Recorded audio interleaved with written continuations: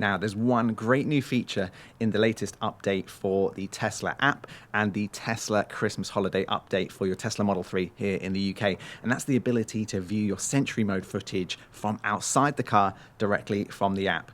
Now, you can do that by doing this. You essentially go into the app, go down to security, and then you'll see this little blue text underneath the Sentry Mode icon that says View Live Camera.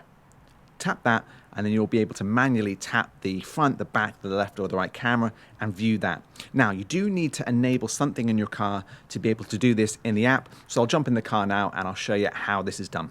So to enable the ability to view your Sentry Mode cameras from within your Tesla, you need to press the car icon down here in the right.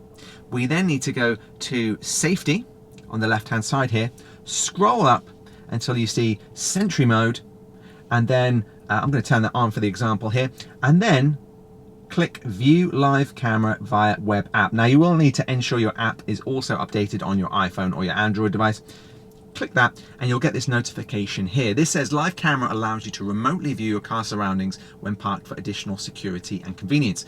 For example, you can view your car's environment before returning or see if you missed a parking meter after you walked away. When in use, the car's headlights will pulse and touchscreen will show Sentry Mode is activated.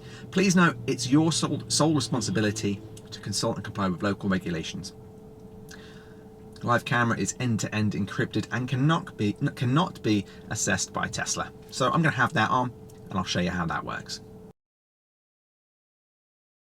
So there we go. I hope that's helped. That is how you enable live Sentry Mode from your Tesla app directly within the Tesla Model 3. I hope that's helped. Let me know if it has in the comments section below.